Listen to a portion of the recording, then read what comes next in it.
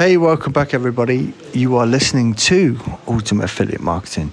I'm your host, as always. It's Paul Motley here, and I want to talk about re-evaluating to maximise. Okay, now it is a Saturday night, and from where I am, it's a Saturday night anyway, and I want to make sure that you guys understand how you can push your business forward by almost like re-evaluating where you are right now. So when I'm talking about that, I'm talking about no matter where you're thinking your business is going or where you think you might progress, there's always lessons. There's always lessons to be learned. So you think to yourself, okay, right, well, maybe this has worked, maybe that hasn't worked. But you don't ever think about it as a failure. And I don't ever want you to think that your business is failing, because you know that failure breeds success. And it is taught to us so many times. It's like if you fail at something, then you know it's one more way not to do things. Okay, right, so let's take an example. I've used paid ads, I've used organic, I've used, so many different things to try and build my business in the past. But I know that if I try and do it a certain way, then if it works, then great. Yeah, I can build on that, I can scale it. But if it doesn't work, then I know that maybe there's a few tweaks that I should be looking at and try and work it from there. And that's what you should be looking at in your business too. So if you are trying to grow your business organically and maybe, you're posting regularly on Facebook or anything like that, and you're not getting the amount of engagement that you're thinking, then, you think, right, okay, why is it not working? So evaluate, think why or how could I make it better? And one of the key things that I was looking at today was people that were trying to build their business on Instagram, for example. And it is I would say it's almost like a lost avenue to success.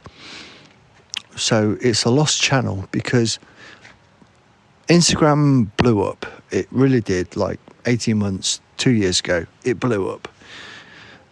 But then people got almost like fed up with it and they didn't really understand it. And then they got the whole shiny object thing and they said, oh, wow, look, there's a new platform. Let's go for that instead. But what they didn't realise was Instagram still worked, right? And over the last 12 months, I think a lot of the platforms out there have developed and they've settled. And now that you now know where it is, so Instagram is still a very solid choice for people, right? It's dealing with people that are on their phone, because that is the nature of the platform itself.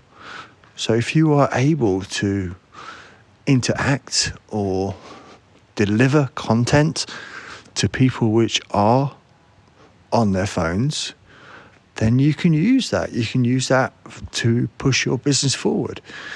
So what do I mean by that? And I've seen some trainings. I watched a presentation today, actually, and I'm always trying to grow my business. I'm always trying to find ways that will work. And if things work, then I'm obviously going to talk about this on the podcast. So what I was looking at was, I think it was Flickr, actually. And what they were talking about was that a method of growing your accounts and monetizing your accounts was to not just post content. It's just, and you can actually leverage. I mean, even Flickr, when they were talking about it, they don't have to create every post themselves, and they borrowed authority. And we talked about borrowed authority before. So if it's your first time listening to the podcast, then you need to go back and subscribe and like and all that good stuff, right? But you were able to borrow authority from other posts, right? In this case, Instagram posts. So as long as you reference back and, you know, give credit where it's due for where you've got that post. So you can start growing your own Instagram account. And once you get to like 10,000, then obviously, you know, you're doing exceptionally well and you can maximize that up. But when I looked at it, it was almost very similar to the affiliate marketing world, that people will follow people and they will reciprocate. So if you've got like a couple of thousand followers on Instagram, then you can do a shout out for what we call a shout out. So you can connect with other Instagram accounts at the same level as you to help leverage their audience to grow your audience, and vice versa. And that's what builds it up. So once you get to like 10,000 or 20,000 or 30,000, that all works around the same sort of premise. And if you optimize your profile on Instagram, then you can start sending people through your funnel to grow your email list, which will then ultimately grow your business. And I think that's super important for people to know and to learn, that you can start building on multiple platforms.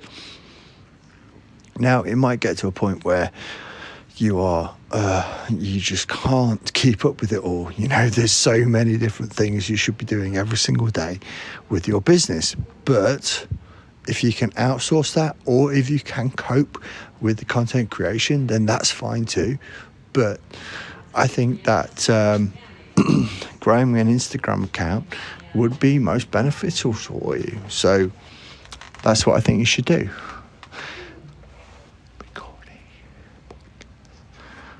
So anyway, so I'm going to leave that with you now, and I will catch you all again tomorrow, and hopefully I'll be a little bit more coherent. It's been a long day, seriously.